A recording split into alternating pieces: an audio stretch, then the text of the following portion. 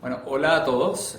Hoy vengo a hablarles y primero quiero comenzar por agradecerles al equipo de FENADECO y de CEFICE por invitarme a participar en este Congreso Nacional de Estudiantes de Economía de Colombia y de universidades colombianas. Como economista, a pesar de que no la ejerzo en el día a día, pues me siento muy orgulloso de estar aquí acompañándolos y de alguna manera venir a hablar de un tema que me apasiona muchísimo, como es el tema de ciudades inteligentes. Que a pesar de que ser quizás el término más sexy que vamos a estar usando el día de hoy sobre el concepto de lo que vamos a estar hablando, pues tiene que ver con el desarrollo urbano sostenible y cómo la tecnología de alguna manera entra en juego a facilitar esos procesos de crecimiento urbano que hoy son tan comunes en nuestras regiones, especialmente en América Latina. Vamos a estar abordando esos temas. Pero bueno, evidentemente toca comenzar por lo que es el término de ciudades inteligentes. Cuando nosotros estamos hablando de ciudades inteligentes, la gran pregunta que nos surge es, bueno, ¿qué es lo qué significa? Y es lo que la mayoría de la gente usualmente me pregunta cuando comenzamos a hablar de estos temas. ¿Qué significa una ciudad inteligente? Y yo quiero separar ese concepto en las dos palabras que tiene, el tema de ciudad y el tema inteligente. ¿Y por qué lo hago así? Porque si bien ese concepto ha estado de alguna manera muy presente últimamente en la vida de las personas, especialmente porque ha sido impulsado por las grandes empresas de tecnología, realmente es una manera en la que empaquetamos cómo la tecnología empieza a tener relevancia en el espacio urbano, y por eso es tan importante hablar del concepto de ciudades. Cuando nosotros pensamos en ciudades tenemos que reflexionar sobre la importancia que han tenido para el desarrollo de la humanidad, especialmente en los últimos 100 años, y por ende también el que va a tener en los próximos 100 años que nos vienen. Cuando nosotros pensamos en ciudades hay que reflexionar sobre datos que para mí son muy relevantes, y especialmente como economistas a todos nos invito a pensar sobre este dato que les voy a dar, que yo lo tomo de un autor que para mí es como un autor de cabecera, con un libro que invito a todos a leerse que se llama El triunfo de la ciudad. Es de un economista urbano precisamente que se llama Edward Glaeser, profesor de NYU, y quien ha estado abordando el tema de la importancia que tienen las ciudades como solución a los problemas de la humanidad, a pesar de que también, obviamente, por estar viviendo en ciudades, pues nos genera una cantidad significativa o importante de retos. Pero lo importante es que él nos dice en ese libro que debemos pensar y reflexionar sobre el hecho de que, siendo más de 7 billones de personas en el mundo, hoy en día ocupamos aproximadamente o un poquito más del 3% de la superficie terrestre que está disponible en el planeta. ¿Eso qué quiere decir? Que teniendo espacio para expandirnos en toda la huella de tierra que tiene el planeta, nosotros decidimos vivir muy cerca unos de otros e incluso vivir en ecosistemas o en entornos que crecen hacia lo vertical y que nos invitan a estar más conectados. Eso tiene diversas razones, pero sin duda nos invita a pensar que el ADN que nosotros tenemos como seres humanos, lo que nos caracteriza, pareciera que va muy consono con el desarrollo, con el crecimiento de ciudades en América Latina.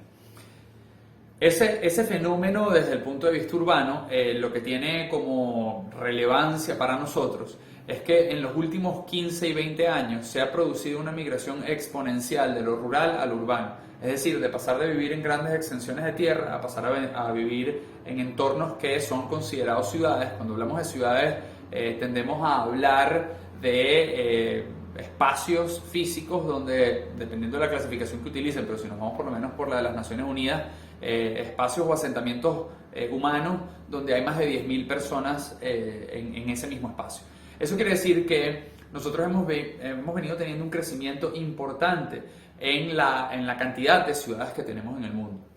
Cuando hablamos de ciudades, además, lo importante es que no es que ha existido una migración únicamente a las grandes ciudades o a las metrópolis del mundo, sino que más bien ha existido un crecimiento significativo y exponencial en esto que están viendo, que son las ciudades intermedias, especialmente en el sur global, en el mundo emergente, que son esas ciudades entre 100.000 habitantes y 1.000.000 de habitantes, y son las que han estado concentrando de alguna manera esa migración progresiva que se ha venido dando a nivel global desde lo rural hacia lo urbano. En América Latina, particularmente, esto tiene muchísima más relevancia, porque hoy somos, si no la región más urbanizada del mundo, estamos en el top de las regiones más urbanizadas del mundo, y digo porque eso a veces cambia dependiendo de los ciclos migratorios que existen en el año y las fuentes estadísticas que se tomen, pero definitivamente América Latina es la región más urbanizada del mundo a nuestro criterio, y es una región que entonces nos obliga a pensar que el futuro de América Latina está en pensar las soluciones a lo que sus ciudades están viviendo. Eso de alguna manera es un reto, porque si hoy ponemos en números también, como me gusta hacer a mí, en el mundo existen 557.000 gobiernos locales. De esos 557.000 gobiernos locales, América Latina tiene 15.094. Eso fíjense que cuando estamos hablando de una de las regiones más urbanizadas del mundo, es decir, de las regiones que ha tenido mayor migración de lo rural a lo urbano, al final del día no es de las regiones más atomizadas en su gobierno municipal o en su gobierno más cercano a ese espacio físico que llamamos ciudades. Eso lo que representa es que todavía tenemos una oportunidad de crecimiento en la descentralización, pero lo más significativo que tiene es que hoy en América Latina se ha evidenciado, al igual que en el resto del mundo, pero aquí con una mayor incidencia, cómo ese crecimiento se ha dado en las ciudades pequeñas y medianas de la región. ¿Eso qué quiere decir? Que hoy nosotros deberíamos estar deberíamos estar disfrutando de lo que Edward Glaeser llama en ese libro el bono urbano, que es la posibilidad de que si tú tienes entornos o espacios físicos que tienen un crecimiento poblacional de más de 10% en su población urbana en los próximos 3 años, eso debería representar un incremento en el PIB per cápita que se está generando en esas ciudades, y eso no parece ser el caso en América Latina. Eso quiere decir que estamos obligados a pensar en nuevas soluciones a través de las cuales en esos espacios gestionados, gobernados, administrados por los más de 15.094 gobiernos locales, pues se estén encontrando soluciones reales a los problemas que tienen las personas que viven en esos asentamientos que hoy llamamos ciudades en nuestra región. Especialmente cuando tomamos en cuenta que esos 15.094 gobiernos locales de América Latina emplean alrededor o un poquito más del 15% de la fuerza laboral de la región, eso es significativo, y en tercer lugar invierten al año más de 420 billones de dólares en compras, procuras, obras, proyectos que se hacen, pero que es una inversión significativa para el desarrollo de la región y que hoy está ocurriendo de una manera muy ineficiente.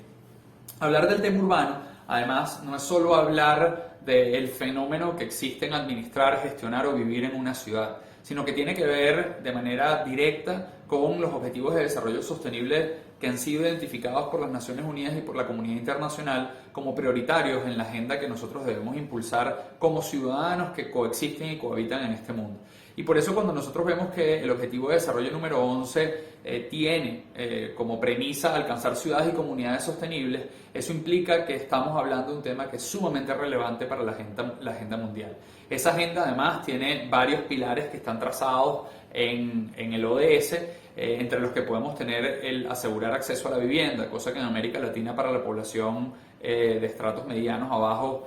pues no está asegurado y es uno de los grandes retos porque somos una de las regiones con mayor cantidad de asentamientos informales. El acceso al transporte público, donde hoy la distribución multimodal que tenemos en nuestras ciudades está bastante limitado, y el confort y el acceso a un servicio de transporte de calidad, por lo menos que sea masivo y público, tampoco está garantizado en la mayoría de nuestros entornos urbanos. Y así paseándonos por cada uno de ellos, tocando temas medioambientales en la ciudad, donde, por ejemplo, la calidad del aire se ha visto comprometida en alguna de nuestras ciudades de América Latina, o, por ejemplo, cómo el acceso a espacios públicos tiene una incidencia directa sobre la salud de las personas, sobre el grado de bienestar y la calidad de vida, y hoy en día hay muchísimas limitaciones que tenemos en esos espacios públicos. Entonces, eso lo que nos invita es a tomar este tema con la mayor sensibilidad del caso y la mayor relevancia, porque hoy ustedes que nos están escuchando tienen la posibilidad desde sus trabajos, desde sus carreras, desde su entorno profesional o personal, incidir sobre esta agenda urbana latinoamericana y ponernos a trabajar en repensar la manera, no solo cómo se desarrolla en nuestras urbes, sino también cómo se gestiona y cómo se administra. Y ahí ya empezamos a tocar entonces el segundo componente de ese término de ciudades inteligentes, que es la parte tecnológica. Cuando uno piensa en ciudades inteligentes, usualmente lo que piensas en esta imagen, piensas en una ciudad que está llena de cosas o de periquitos o de soluciones o de hardware, o que tiene muchas personas utilizando aplicaciones móviles y software. Y si bien eso puede ser cierto, realmente cuando nosotros hablamos de ciudades inteligentes, el concepto debe ir un poquito más allá, porque tiene que tocar la fibra humana. Y podemos tomar el concepto del Banco Mundial, o podemos tomar el concepto del Banco Interamericano de Desarrollo, en los cuales obviamente hay elementos bastante comunes. Yo me quedo con el que nosotros impulsamos o en el que nosotros creemos, que es el que ven ahí de tercero,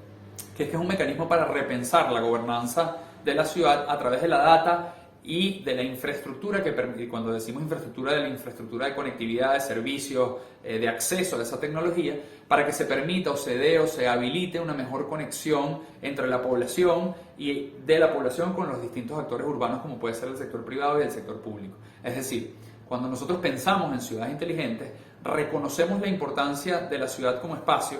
nos apalancamos o nos concentramos, mejor dicho, en el enfoque de la transformación en la gobernanza, y cuando decimos de la gobernanza no nos referimos únicamente a los gobiernos, sino en la manera como establecemos las reglas de juego en los entornos urbanos, y por ende cómo tomamos mejores decisiones con la data, es decir, basado en evidencia, para que nuestra política pública, que habilita el crecimiento y el mejoramiento de la infraestructura disponible para todos los que hacemos vida en la ciudad, y hablamos ahí de infraestructura porque al final es el elemento común que compartimos y es la razón por la que nos ponemos o nos juntamos en estos entornos urbanos, porque la innovación se promueve a través de tener infraestructuras que acompañen ese proceso de innovación que se da con la conexión entre personas, ciudadanos, humanos, empresas, gobiernos, empresas, en fin, entre los stakeholders o actores que están en la ciudad, y por ende que esa conexión sea lo más seamless posible, o lo mejor posible, mejor dicho. Entonces, eso al final, de manera como concluyente con respecto al término, es que para nosotros hablar de ciudades inteligentes es el reconocimiento del componente humano que tiene que ver o que tiene que estar por detrás o guiando el enfoque de la aplicación de tecnologías, porque al final creemos que la tecnología es un medio y no un fin en sí mismo. Y eso es uno de los grandes conceptos o uno de los grandes debates que se están dando hoy en el mundo y en el que nosotros nos posicionamos y tratamos de evangelizar al respecto, donde al final el ciudadano y la gobernanza de las reglas de juego que tienen son el fin último que estamos buscando transformar, y la tecnología lo que es el medio para además dar saltos cuánticos en esa transformación y que el crecimiento exponencial que estamos esperando se produzca derivado de ese bono urbano del que les estaba comentando anteriormente, pues se materializa en nuestras ciudades de América Latina. Cuando nosotros pensamos en esto, creo que los datos más relevantes que hay que tomar en cuenta es que hoy todavía falta en el mundo un 45% de la población de esos 7 billones de personas que existen, o 7 y tantos billones de personas que existen. Eso representa más o menos 3 billones de personas en el mundo, un 45% de la población que hoy no tiene acceso a conectividad. Eso lo decimos porque fíjense que justamente si hablamos de ciudades inteligentes como un concepto íntimamente relacionado a la tecnología y no tenemos a las personas conectadas, se convierte en un concepto que lo que hace es dividirnos poblacionalmente, y es justo lo contrario de lo que queremos lograr con la tecnología, es el acercamiento y la conexión, como decía antes. Con lo cual implica que tenemos que ir pensando en esos nuevos mecanismos en los que hacemos de la brecha digital algo que se vaya acortando y cómo creamos políticas públicas y reglas de juego que incentiven que haya más población que esté conectada o interconectada para poder disfrutar de los beneficios que se pueden dar cuando la herramienta se vuelve cuando la tecnología, se vuelve una herramienta transformadora de los espacios urbanos. Luego, lo segundo que hay que tener en cuenta es que 1/3 de los humanos viven en condiciones urbanas precarias. Yo creo que no es mentira o no es un elemento que sea difícil ver para cualquiera de los que estamos acá conversando y que estamos teniendo este encuentro, que si salimos a la calle de nuestras ciudades vemos cómo hay evidentemente unos cinturones de precariedad y de miseria que se producen en nuestros espacios urbanos, esto desde México hasta Argentina. Si nosotros que hemos podido trabajar con diversas ciudades, algunas tienen mejores índices que otras, pero la realidad es que sabemos que las ciudades todavía presentan, o no sé si presentan más que lo rural, porque la realidad es que lo urbano trae oportunidades, como decía anteriormente, pero sí lo que hace es que lo hace más evidente, porque tienes muy cerca a esas personas que tienen unas mejores condiciones con aquellas que no las tienen. Por eso es importante que nosotros vayamos trazando de alguna manera un camino en el que esas herramientas o esas tecnologías que estamos aplicando en los entornos urbanos buscan no solo solucionar la brecha digital, sino también la brecha social que tiene a nuestras ciudades y a nuestro mundo fracturado entre personas que tienen las condiciones mínimas y un estándar de vida con aquellas que no lo tienen. Y por eso, a pesar de que nosotros impulsamos con las tecnologías de Vicua el alcanzar una mejor calidad de vida, también somos conscientes que lo primero que debemos impulsar es que se consiga un estándar común de vida en el que todas las personas, o ese tercio especialmente que vive en condiciones precarias desde el punto de vista urbano, pues tengan acceso a por lo menos los elementos básicos, y eso es lo que buscamos brindar con nuestras tecnologías. Luego que hay un crecimiento que se va a seguir dando. De aquí al 2030 vamos a seguir viviendo un crecimiento poblacional. Se estima que para el año 2100 vamos a ser más o menos 11 billones de personas en el mundo, y es ahí cuando vamos al parecer a chocar con un pico de crecimiento poblacional en el urbano y se van a venir otros fenómenos de alguna manera de condiciones de vida y cómo nos distribuimos en el espacio físico. Eso es tema o harina de otro costal o para otra conversación, pero lo importante es que este fenómeno de crecimiento nos obliga a acelerar las soluciones a las que damos acceso. ¿Y por qué? Porque al final ese crecimiento, como dije en alguna de las láminas anteriores, el 36% va a ocurrir en ciudades, ya vive en ciudades intermedias y va a seguirse dando ese fenómeno, con lo cual si crece la población, esas ciudades intermedias que quizás hoy son las que gozan de menos infraestructura y menos capacidades técnicas para implementar estas tecnologías, pues sin duda van a ser las que van a concentrar los mayores retos de aquí en adelante. Luego, más allá de esos datos, yo quería dejarles como muy claro que no es una ciudad inteligente. ¿Y por qué? Porque a veces hay muchos mitos que están detrás del concepto. Entonces, lo primero que les queremos comunicar y que para mí es muy relevante transmitir es que la ciudad inteligente no es un concepto dicotómico, no es lo antagónico a una ciudad bruta, eso no existe. Es decir, las ciudades, al igual que los seres humanos, tenemos un crecimiento gradual de nuestras capacidades e inteligencia. Eso en la medida en que vamos adquiriendo nuevas herramientas, vamos preparándonos, vamos de alguna manera formándonos y conectando con otras personas. Así que esa dicotomía es una falacia. Las ciudades no son ciudades analógicas o ciudades brutas y ciudades inteligentes, sino que realmente son ciudades que se van convirtiendo y van creciendo en su grado de inteligencia. Y eso es importante porque eso es lo que invita a que este fenómeno y este concepto lo utilicemos como un mecanismo de transformación para todas las ciudades del mundo y no solo para aquellas que cuentan con los recursos para poderlo hacer de manera agresiva y acelerada. Luego, no estamos hablando, cuando hablamos de ciudades inteligentes, de ese concepto que puede estar un poquito derivado de la implementación que se ha hecho en países como China, donde estamos hablando de una ciudad policial y sin privacidad. No. La ciudad inteligente tiene que ser un elemento en el que se salvaguardan los derechos a la privacidad que tienen los ciudadanos y donde no se vuelven elementos de control, donde si bien el monitoreo y control y seguimiento de lo que ocurre en la ciudad garantiza que haya mayor, por ejemplo, acceso a seguridad, no debe convertirse nunca en un estado policial ni en un mecanismo para hacer mayor control social.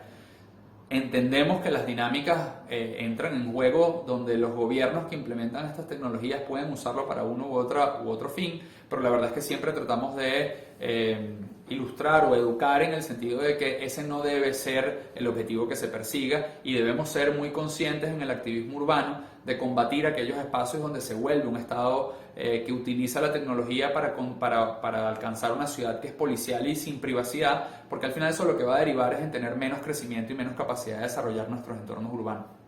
Luego, en un tercer aspecto, cuando hablamos de ciudad inteligente, como les dije antes, no estamos hablando de una estrategia para aplicar hardware o para generar aplicaciones software y móviles en nuestras ciudades. Eso es una herramienta, no es un fin. Y hablar de ciudades inteligentes es cómo llevamos esa tecnología más allá de su aplicación y de su existencia a cómo realmente es un caso de uso que está transformando el aspecto humano que está por detrás. Luego, es importante reconocer que no estamos hablando de una tendencia temporal. Hay muchos expertos que dicen, bueno, vamos a empezar a cambiar el término porque eso, fue como un término de los últimos 10 años y no va a seguir siendo así. No, la verdad es que el tema de ciudades inteligentes va a seguir estando presente porque la tecnología va a transformar y sigue transformando todos los espacios de nuestras vidas. Y si hace eso en nuestras vidas particulares, también lo va a hacer en nuestras vidas colectivas que se dan en el entorno urbano. Y por último, como les decía, no debe ser un concepto que esté impulsado, implementado y generado en las grandes ciudades, sino que debe ser un poco más holístico en toda su aplicación a nivel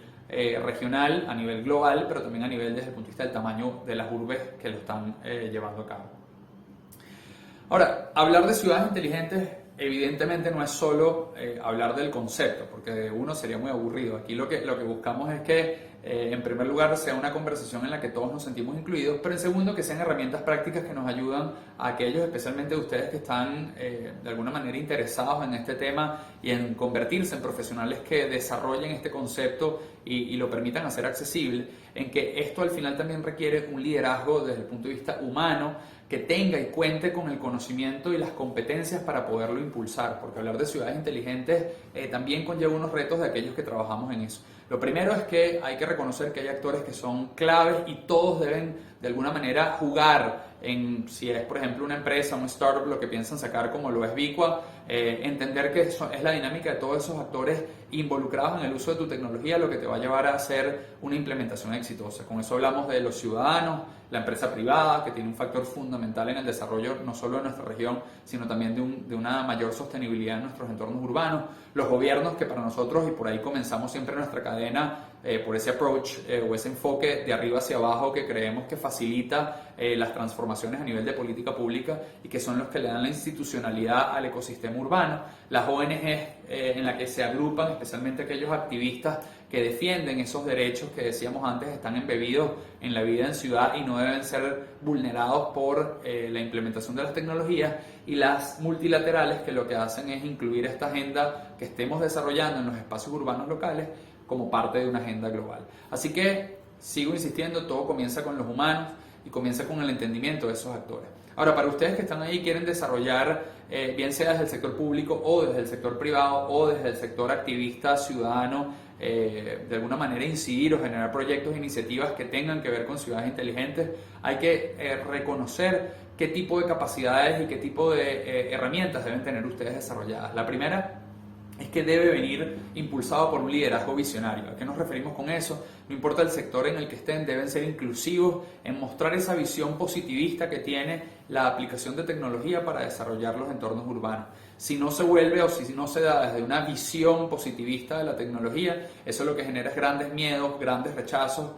ciudadanos y al mismo tiempo grandes brechas de implementación. Segundo, que debe buscar siempre el desarrollo de una capacidad institucional que nos sobrepase a nosotros como individuos. Es decir, si vamos a dejar una tecnología que se implementa en el entorno urbano, que sea una tecnología que puede ser administrada por otros y no dependa de nosotros exclusivamente, de tal manera que se vuelva una sociedad mucho más abierta y mucho más compartida. Luego, el impulsar también, especialmente aquellos que estén en el sector legislativo de gobierno, que quieran desarrollarse ahí, regulaciones inteligentes y que adopten estándares de funcionamiento, de tal manera que eso que nosotros implementemos en Bogotá también pueda servir en Barranquilla, en Medellín, en Arauca, en Soledad, o pueda, ¿por qué no?, exportarse y poderse aplicar de igual manera en ciudades como Huancayo en Perú o Aguascalientes en México.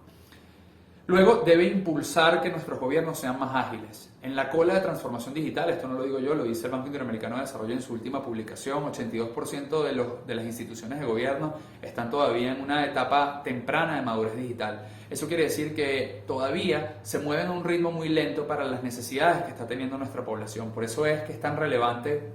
comenzar con esa transformación de arriba hacia abajo, que creemos es la que permite acelerar esos tiempos y traer a instituciones que son los de gobierno, que están de alguna manera todavía colocadas en procesos y utilizando herramientas del siglo pasado, volverlas o traerlas a esta modernización que lo que permite ser mucho más ágiles y transparentes, porque creemos además que la transparencia no viene, o la falta de transparencia, perdón, que está percibida en nuestros entornos de gobierno, esto tampoco lo digo yo, esto es la última encuesta de Latinobarómetro, donde los gobiernos gozan de uno de los porcentajes más bajos de credibilidad institucional en la población latinoamericana. Hoy no son más transparentes porque sus personas no quieran ser más transparentes, y esto se lo dice alguien que ha trabajado con funcionarios públicos y trabaja con funcionarios públicos de toda América Latina. Realmente hay una voluntad de hacer las cosas mejor, lo que pasa es que no se tienen las herramientas y a veces se siente como que los procesos son tomados debajo de la mesa cuando quieren ser mucho más transparentados, pero no se goza con la plataforma, la infraestructura y ni siquiera con de alguna manera el entorno regulatorio que promueva o incentive ese tipo de prácticas. Luego debemos buscar que todos seamos ciudadanos más participativos. Si yo como transformador y líder de lo que estoy impulsando desde el punto de vista ciudadano, no soy también un ciudadano más participativo, que comparte información, que comparte data, que conecta con los servicios digitales, entonces realmente no estoy de alguna manera viviendo lo que digo. Y eso es relevante para esta nueva agenda de transformación que estemos impulsando. Y por último,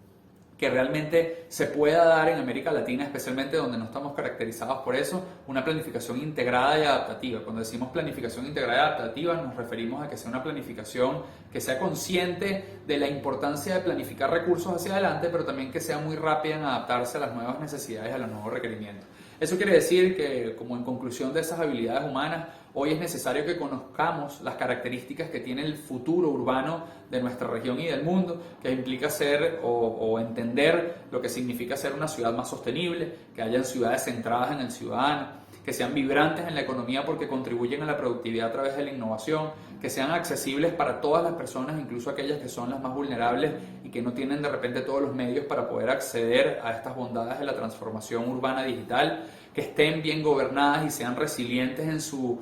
combate a los retos que vivimos, y el COVID creo que es una demostración de lo clave que es la resiliencia a partir de la toma de decisiones basada en evidencia, y que sea, al tiempo de ser planificada, sea muy responsiva en sus respuestas y siempre tenga en esa planificación no una fotografía que utilizamos para proyectar el futuro, sino una película continua que estamos viendo y estamos disfrutando para poder aprender de ella e ir tomando mejores decisiones. Con lo cual, debe existir de alguna manera una pasión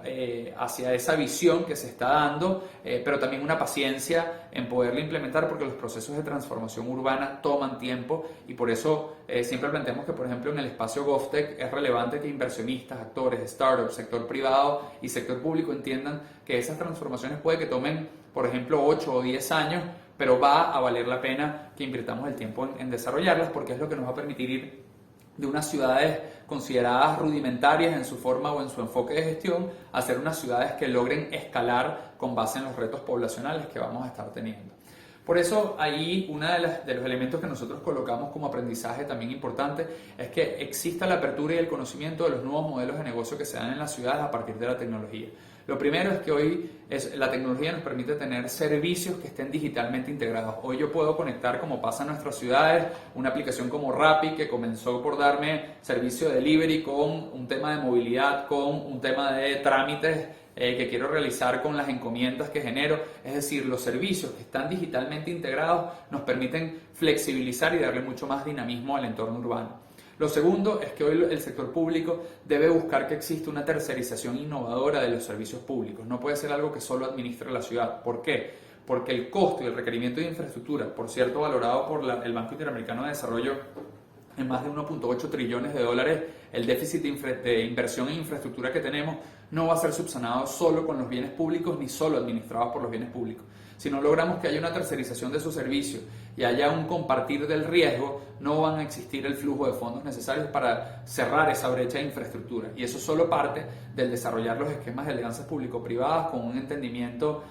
muy concreto de que el riesgo, hacer una alianza público-privada no es lanzarle el riesgo a través de una concesión a un tercero, sino es poder generar modelos de ingreso compartido y de riesgo compartido que minimice el costo del acceso al capital, y con eso podamos tener acceso a mejor infraestructura. Luego, que al invertir en esas infraestructuras nuevas que podamos desarrollar en las ciudades o en la infraestructura vieja que tenemos que mantener, vayamos creando a través de las herramientas tecnológicas estructuras de precio que de alguna manera incrementen los costos para la ciudadanía dependiendo del uso que se está haciendo. No es lo mismo, y esto, por ejemplo, una ciudad como Londres lo hizo para lo que llaman ellos el search pricing, para poder entrar al casco o al centro de Londres. Ha mostrado grandes beneficios, porque no podemos seguir bajo un modelo en el que la infraestructura en los momentos de pico donde se está utilizando, por ejemplo, una avenida, una autopista, cueste lo mismo para los ciudadanos que lo que cuesta cuando no está en ese pico máximo de uso. ¿Por qué? Porque si no distribuimos el uso de nuestra infraestructura en 24 horas, estamos siendo muy ineficientes con nuestros recursos. Eso implica que también debemos aprender de lo que son las operaciones de la ciudad como un servicio, es decir, el que yo pueda, por ejemplo, utilizar un espacio público en determinados momentos para distintas cosas a través de las herramientas digitales que me permiten hacer cambios. Un ejemplo de esto es por ejemplo, lo que están haciendo con edificios en Miami, en la Florida, donde a través de aplicaciones un mismo edificio, sin tener muchísimas construcciones por dentro, está siendo utilizado para hacer un gimnasio en unas determinadas horas, para hacer un estacionamiento en otras horas del día y para hacer en algunas ocasiones sitios para eventos. Eso quiere decir que una misma infraestructura la estoy aprovechando a lo largo de las 24 horas útiles que tiene el día de mi ciudad y de mis ciudadanos para el goce de esa infraestructura. Y por último, la revitalización de los activos y la economía colaborativa circular. Ya es un poco cliché, pero el hecho de que un vehículo, por ejemplo, en aplicaciones como Easy Taxi, Uber, o pónganle ustedes la aplicación que quieran de economía colaborativa, permite que un mismo elemento de infraestructura pueda ser utilizado por distintos agentes a lo largo del día. Y eso es parte de lo que se quiere, que la infraestructura y los activos tengan un retorno de inversión. Y eso es una mentalidad que tenemos que, por cierto, educar y enseñar hacia el sector público, porque no necesariamente ven la infraestructura urbana como unos activos que deben aprovecharse o a los que se le debe sacar mayor retorno de inversión. Y cuando decimos inversión, es inversión en mantenerlos, pero también inversión en crearlos. Ya entrando en la parte como más core de tecnología, evidentemente hay diversas herramientas que hoy hacen vida en lo urbano. Entre esas herramientas, por lo menos para nosotros, hay 6 que son relevantes comentar. El Internet de las cosas, que no es más que la capacidad que tienen hoy los dispositivos de infraestructura, los elementos físicos que existen en la ciudad de poder estar conectados y brindando data en tiempo real. Hoy todos nosotros vivimos esa experiencia, así sea con un GPS que existe en el vehículo en el que estamos montados. Eso ya es data que estamos recogiendo y que es muy relevante para los espacios urbanos. Eso hoy, por ejemplo, representa una oportunidad de 24 billones de dispositivos que van a estar conectados para el 2030 y en los cuales América Latina todavía está muy incipiente. Big Data, porque a partir de la recolección de información que estamos teniendo podemos tomar mejores decisiones y eso parte de tener mejores accesos a la información. Luego blockchain, que es una tecnología que hoy permite tener documentación, información mucho más transparente y segura en la red de bloques distribuidos o en el blockchain, y eso es algo que, por ejemplo, a nivel de trámites ciudadanos puede agilizar muchísimas de las interacciones de gobierno con ciudadanos y transparentar esos procesos. Luego toda esta movida que la enmarcamos en los vehículos no tripulados, eso tiene varios componentes. Están los vehículos autónomos que se están desarrollando especialmente en Estados Unidos y en Europa, pero también los drones como uno de los elementos que nos ayuden a tener una red de movilidad de bienes y servicios y de personas también que sea mucho más ágil en su disposición y menos costosa de implementar. La realidad aumentada y la realidad virtual, que va a transformar el cómo vivimos las ciudades y cómo obtenemos información de ellas. Hoy incluso hay varias iniciativas desde el punto de vista turístico que a partir de la realidad aumentada y la realidad virtual están transformando la manera como el turismo se vuelve una industria que transforma nuestras ciudades. En muchas de las ciudades latinoamericanas es una de sus grandes fuentes de ingresos, y si no tenemos en cuenta la aplicación de la realidad aumentada o la realidad virtual, pues vamos a estar perdiendo la competitividad versus otras ciudades. Y por último, aquello que es como el gran concepto que divide a la población hoy en día, que es la inteligencia artificial, y digo que la divide porque o algunos la aman y la adoran como el futuro de la humanidad, los otros la ven como el gran problema y lo que nos va a llevar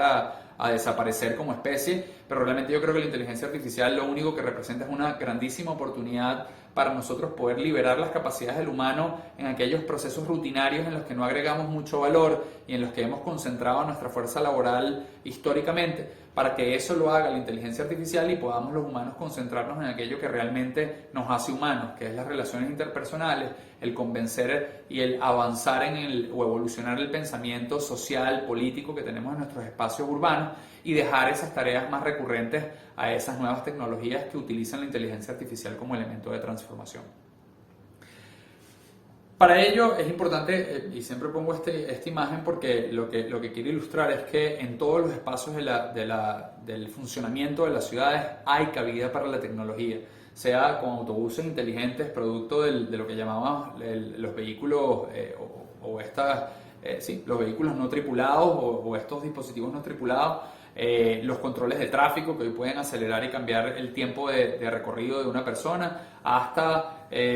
la aplicación móvil para yo consumir diversos servicios de transporte multimodal y entonces tomar mejores decisiones como ciudadanos. En fin, son muchas las aplicaciones, hacen vida en todo lo que es el espacio urbano, y para eso lo que hay que reconocer es que hay una infraestructura que está por detrás, que es la que soporta esa realidad de inteligencia detrás de las ciudades. Y esa infraestructura hoy, más que una oportunidad, sigue siendo un requisito, porque hasta que no la desarrollemos, pues realmente no vamos a poder cerrar esa brecha digital de las que le hablaba. ¿Cuáles son los 6 componentes de esa infraestructura? Bueno, lo primero es la conectividad fija, es decir, que podamos tener redes fijas que le den acceso a los ciudadanos en sus puntos de trabajo, a puntos de trabajo o de vivienda, a esa conexión para poder utilizar los servicios digitales. La conectividad móvil, que es la que me acompaña todo el día a través de mi dispositivo, y que y por eso toda la inversión en 5G, por eso toda la inversión en expandir la cobertura de nuestras telcos en América Latina, y que hay que seguir incentivando ya no solo a través de las telcos, sino también de nuevas maneras innovadoras de brindar conectividad, especialmente, por ejemplo, en redes que utilicen o estén implementadas para toda esa recolección de data de una manera menos costosa que lo que representa la implementación de tecnologías como 5G en nuestra región. Luego el colocar infraestructura que esté habilitando el Internet de las cosas y la implementación de dispositivos. Luego todo lo que tiene que ver con la infraestructura, especialmente ahí se combina la infraestructura en la nube o los centros de datos con todo lo que son plataformas y aplicaciones, pero que todas deben gozar de una arquitectura que esté pensada en el ciudadano, y por último todo lo que tiene que ver con infraestructura de redes, que es cómo se da esa multiconectividad e interoperabilidad entre los diversos servicios que tenemos en la ciudad para que no funcionen como silos aislados desde el punto de vista de la infraestructura. Ahora, los retos que se van a enfrentar al hacer esto son múltiples. Y son múltiples porque al final hablar de ciudades es hablar de los servicios críticos de la vida de las personas, que van desde la gestión de desechos hasta el transporte, el tránsito, la recolección de data que tiene que ver con lo medioambiental para poder mitigar o adaptarnos al cambio climático, obras públicas, alumbrado, en fin. Esto lo que busca es ilustrar que la complejidad de los entornos urbanos representa un requisito de entendimiento por parte de aquellos que queremos incidir en ella. Y por eso es que además siempre hablamos, cuando hablamos de entender lo urbano, hablamos de la data, porque hoy ese es el gran commodity que debemos impulsar y donde creemos que está la esencia de los elementos de transformación que vamos a poder implementar en un futuro. Eso requiere conocer lo que es el modelo de madurez de la data, donde primero los datos deben buscar estar lo más abiertos posible. ¿Qué significa estar abiertos posibles? Que estén disponibles para poderlos consumir y por ende luego procesar y trabajar para que nos lleven a tener mejores decisiones desde el punto de vista urbano. Lo segundo es que al tener apertura por parte de todos aquellos que generamos la data, debe existir un ecosistema. ¿Qué nos referimos con un ecosistema? Comunidades que administren, procesen y usen esa data de manera que se generen modelos de negocio e incentivos para continuar generando los datos abiertos que les comentaba como punto uno. En tercer lugar, el poder brindar herramientas de analítica que con toda esa data que se está generando permitan procesar esas grandes cantidades mucho más rápido. Ahí es donde ya empieza a trabajar o a entrar, por ejemplo, en lo que nos hemos concentrado nosotros como Vicua y donde vemos una grandísima oportunidad de desarrollo en América Latina, pero para que sea desde América Latina hacia el mundo. Luego, el poder ilustrar y incrementar la capacidad del ser humano que con esas analíticas urbanas que de alguna manera sintetizan y permiten visualizar qué está ocurriendo en el entorno urbano en tiempo real, puedan tomar mejores decisiones y crear mejores políticas públicas y analizando esos resultados podamos entonces realmente tener unos servicios urbanos digitales que incluyan esos datos para de alguna manera seguir administrando en tiempo real y respondiendo a las necesidades más concretas que se van dando. Aparte de ese modelo de madurez digital, para nosotros la gran pregunta que surge es, bueno, ¿cómo se da? ¿Cómo se hace? ¿Cómo se implementa? Y ahí es donde creemos que el primer paso está en la digitalización. ¿Qué quiere decir la digitalización? Que yo pueda convertir esas fuentes análogas que hoy tengo, y un ejemplo de eso está en los gobiernos. Si hoy ustedes le preguntan a cualquiera de los funcionarios que trabajan en la ciudad, un componente importante se da en papel o en fuentes que, incluso siendo semidigitales o digitales, están totalmente desagregadas. Por eso nosotros creemos que el primer proceso es agruparlas y tener un proceso de digitalización donde se aglomeren esas fuentes analógicas o digitales incipientemente para que eso pueda de alguna manera crear sí, dar la base o el sustento para que luego puedan implementarse tecnologías más avanzadas. En nuestro caso, creemos que hay tres grandes perspectivas que ofrecemos al mercado y se las compartimos porque creemos que es un enfoque que debe ser replicado. Lo primero es que tiene que venir con una formación a cualquiera de los stakeholders urbanos que les comentaba antes, para los que ustedes puedan estar construyendo soluciones a sus problemas utilizando la tecnología. Debemos brindarles acceso a formación continua sobre estos procesos de transformación, porque uno de los principales obstáculos es la aversión al cambio que tiene la gente, naturalmente por el miedo a lo que no conoce, y eso solo se puede subsanar con mayor formación y mayor educación. Luego, la generación de data a partir de ecosistemas de aplicaciones móviles y web que se puedan estar creando, eso para que con el acceso que tenemos todos a estas herramientas pueda entonces darse esa digitalización de la que hablábamos y poder comenzar el ciclo de madurez digital que pasaba por los datos abiertos para luego tener un ecosistema de datos para luego procesarlos y por ende tomar mejores decisiones. Y ahí es donde viene que el análisis de esa data para tomar mejores decisiones, creemos que hoy todavía tiene un gran espacio que debe venir acompañada de lo humano y por ende de los especialistas urbanos que en compartir o en conjunción con esos actores, en colaboración, perdón, con esos actores que hacemos vida en la ciudad, nos ayudan a interpretar mejor esa data, sea para los ciudadanos o sea para gobiernos y sector privado. Y con eso, de alguna manera creemos que es que se va alcanzando ciudades cada vez más inteligentes. Nosotros tenemos varios casos de impacto que les quiero compartir y indicadores que se generan a partir de esta información, y lo hacemos con el único objetivo de mostrar que esto es posible en América Latina, que no estamos hablando de algo que es ciencia ficción o que está solo reservado para el mundo en desarrollo, sino que hoy desde el mundo, para el mundo desarrollado, sino que hoy desde el mundo en desarrollo hay una grandísima oportunidad para contribuir con esta agenda. Esto que están viendo ahí es la digitalización de toda la infraestructura urbana en la ciudad de Barranquilla, en Colombia, donde efectivamente más de 96.000 activos urbanos fueron digitalizados en menos de una semana a través de nuestras tecnologías, y eso brindó acceso a muchísimas fuentes de información que brindan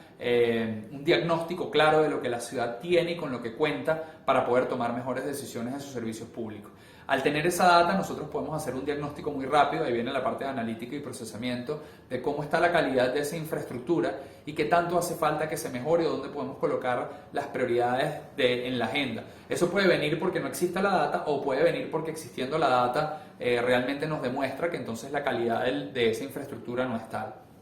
Luego, que podamos tener espacios colaborativos donde esa información digital está disponible para los actores. Nosotros lo que hacemos con nuestra tecnología es lograr que varias agencias de gobierno accedan a la misma información de manera simultánea y sin necesidad de estar pasando por unos procesos engorrosos de la burocracia. Eso, por ejemplo, puede llevar a que ciudades con las que hemos trabajado, un proceso tan sencillo como la poda y la tala de un árbol, que les tomaba más de 28 días poderlo realizar, y que involucraba 4 agencias distintas, hoy pueda en una misma plataforma agilizar esos procesos, por ende consumiendo menos recursos públicos y también, al ser más eficientes, pues garantizando que el acceso a ese servicio sea para la ciudadanía. Pero levantar esta información también lo que nos brinda es una radiografía completa del entorno urbano, que hoy se hace muy difícil dar. Si ustedes le preguntan hoy a los funcionarios que hacen vida en sus ciudades, especialmente a los que gobiernan sus gobiernos locales, valga la redundancia, tenemos una realidad, que es que ustedes le preguntan con qué goza la ciudad, o qué infraestructura tiene, o cómo está el servicio, y esa respuesta les cuesta darla, o la dan de una manera muy intuitiva, no la dan de una manera basada en evidencia. Y nosotros lo que hemos hecho es que esto permita realmente entender ese espacio urbano con números de forma cuantificable, nos permita trazarnos objetivos de política pública, por ejemplo, desde el punto de vista de cuántas toneladas de material reciclado queremos generar diariamente, y saber qué tan lejos o tan cerca estamos de esa brecha y qué impacto económico tiene para la ciudad. Nos permite también meternos en componentes sociales donde podemos estar recogiendo data de poblaciones vulnerables, como puede ser el caso de los adultos mayores o jubilados de determinadas actividades económicas de la ciudad, para entender cuál es su condición humana y qué tanto debemos nosotros, o cómo podemos nosotros crear políticas públicas que los ayuden, por ejemplo priorizando acceso a las medicinas y dando subsidios directos a las medicinas que más consumen y más necesitan, cuando a veces hacemos eso como un subsidio cruzado, que es un subsidio regresivo que le genera más costos a la ciudad y al gobierno, y no necesariamente está teniendo el impacto en la política pública que se quiere. Y son este tipo de ejemplos que les estoy mostrando lo que creemos que hace la diferencia cuando tienes data y cuando tienes información, para que la política pública urbana, donde todos estamos incluidos, lleve a una mejor calidad de vida. Por eso nosotros, creyendo en la formación, y los invitamos a todos los que nos escuchan a que se suscriban a esta plataforma que tenemos, a que contribuyan con su conocimiento, porque está abierta para que múltiples instructores de diversas áreas compartan su conocimiento con especialmente los funcionarios públicos de América Latina, pues puedan montarse en esta plataforma que se llama City Academy, pueden acceder por cityacademy.bico.com y ahí colgar el contenido, o acceder para ustedes mismos y consumir ese contenido de formación en estos temas de transformación digital urbana, en las que creemos que